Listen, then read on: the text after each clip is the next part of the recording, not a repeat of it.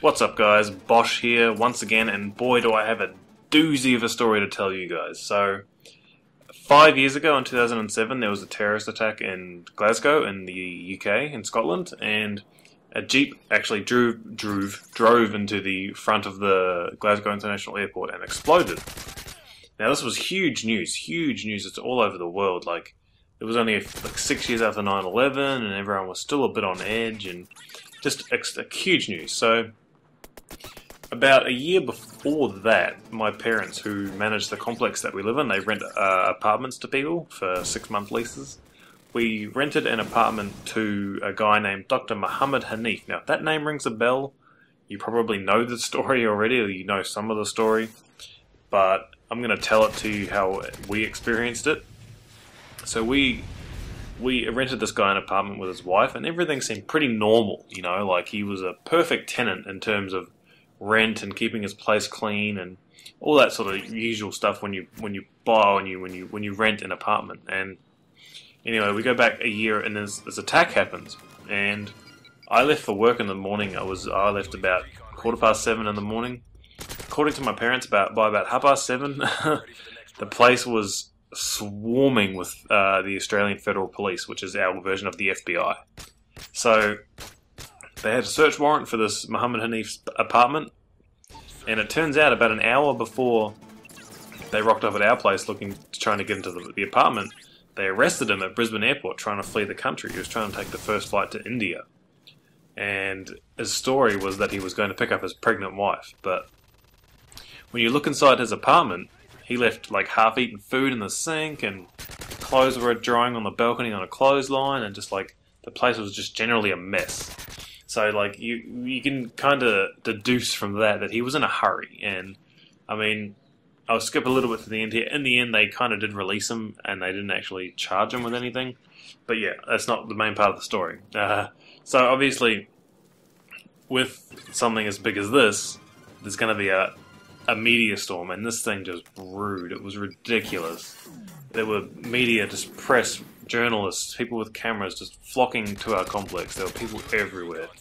They were camped at the top of the driveway, like photographing every car that came in. And they were just people that lived here. Like, they got nothing to do with it. Like, it was so crazy. And my dad, being the manager, had to take all the interviews, and I mean, all the local places came, like all of our news stations, and then then came like international news stations. So we got like, I don't know, we come from New Zealand, and we got New Zealand ones, and people are calling us from New Zealand, like people that we used to know, and they're like, "Wow, we just saw you on TV, what the hell?"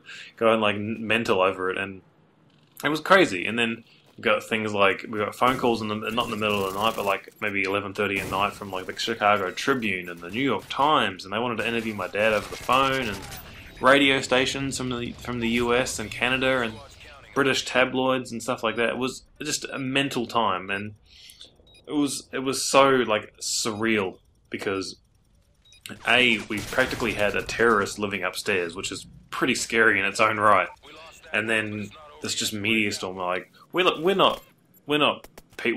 normal people. We're not like used to being put under the spotlight like that. Like, especially my dad. Like, my dad's a farmer. Like, from the time my dad turned 18 to the time he was whatever he was when we moved here, he was a farmer. That was quite a long time, and that's not kind of a job where you end up on TV a lot. I mean, my mum was on TV once when she was a bit younger, and but like, none of us were prepared. We had no forewarning or heads up about this. I mean, it was just so bizarre to think that like this guy that was so normal just seemed like he was, you know, he seemed so normal, but it turns out that he was involved in some kind of, I don't know, illegal activity, I guess you could say.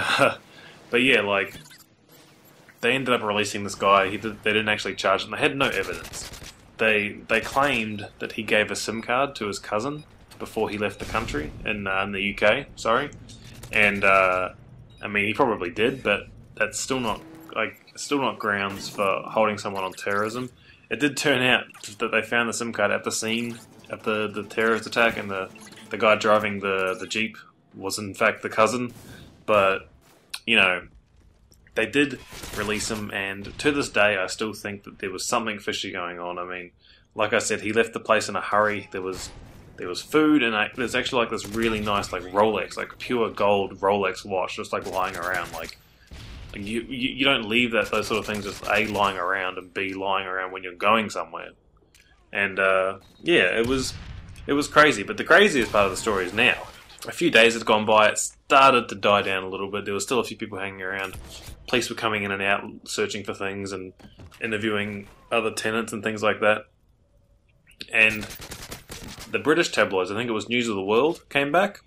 They're shut down now, but because of all that phone hacking stuff. I wouldn't be surprised if they actually tried to hack our phones. It's kind of an interesting point, but nobody had actually seen a picture of the guy. So basically, they said to us, can you get us a picture? And my dad did the sneaky and went up and found a picture in this guy's apartment. The police had already left. They'd done all their forensics and said, here you go, and they bought it from us. So, I'm not going to tell you guys how much because that's personal to my family, but we got a fair deal, and yeah, so that was pretty cool.